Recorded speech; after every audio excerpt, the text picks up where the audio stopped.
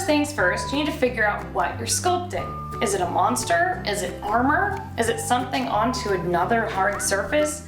Is it bakeable? You need to figure that out first, and then you can figure out what material you want to use.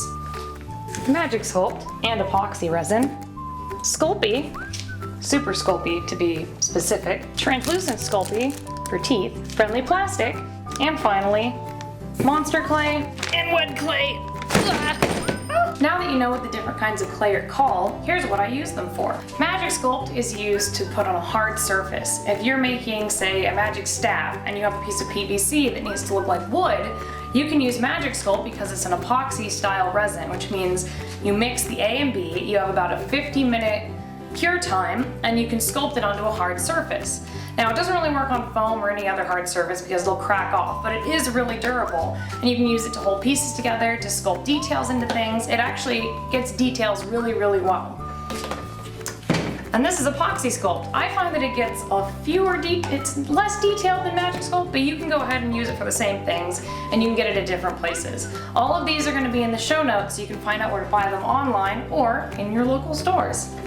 Magic Sculpt is also really easy to sculpt with alcohol and water. Since it's alcohol and water soluble, you can get a lot of details in it and do a lot of detailed sculpting onto your hard surfaces. Love this stuff. Love it. Next is Super Sculpey. This is great if you need to make a piece that needs to be baked and needs to be carved a little bit, needs a lot of detail. This is for molding. You really can't put this onto a costume because it'll break really easily. But it's a great clay to use. You can smooth it down with a special Sculpey smoother on her. Let me see if I have it. Oh, here it is. You can smooth Sculpey down with a special Sculpey clay softener, and that works really, really well as well. You can bake it and add to it, so it just depends on what you're making. I use it for tiny buttons and little things that I need to mold later on, but need to be baked and then sculpted on top of so that I can get a rigid surface. Translucent Sculpey I use for making monster teeth. It actually works really, really well. And you can't use this in costumes. You have to be really careful because it will break. You can use resin as well and mold and cast it, but if you need some quick monster teeth for a sculpture that's not going to be on the con floor, this works perfect. Next is friendly plastic. This stuff works awesome on worbla or wonderflex. If you need details on worbla and wonderflex and you can't use any of these rigid materials, friendly plastic works perfect. You put it in hot water and it turns into a clear, moldable plastic material that you can put onto any kind of plastic and it will bond to it and have a little bit of bend so that you don't mess up. Again, it works great with worbla and wonderflex, and you can do pretty basic details. Can't really get too complicated with it because it doesn't take fine detail well. And last but not least, for my big sculptures, I use monster clay and wed clay. Now, monster clay is the same as Chavant. You can get Chavant the same place that you get monster clay. Monster clay is cheaper and it comes in bigger tubs and it's totally reusable because it's heat reactive.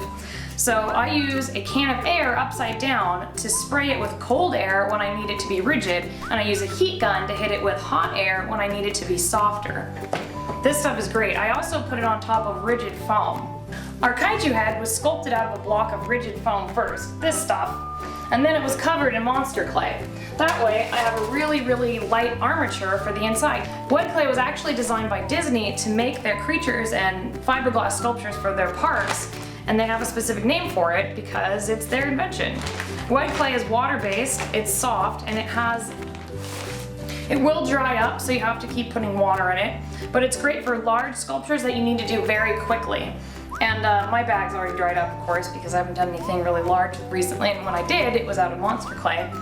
But yeah, wed clay is super cheap too, so if you want to do something large and cheap, wed clay is about 15 bucks for 50 pounds, which is just crazy. So there you go, wed clay. This guy right here, if you remember him from our Heroes of Cosplay episode, he was sculpted out of monster clay on an armature. So he was sculpted in about 6 hours, and this is translucent Sculpey teeth, like I talked about before. And yeah, so he's a monster clay molded in plaster and then cast in latex. Our next episode is going to be on what tools I sculpt with and armatures so you can take your clay and make it into a monster. After that, we'll cover molding, casting, and then painting.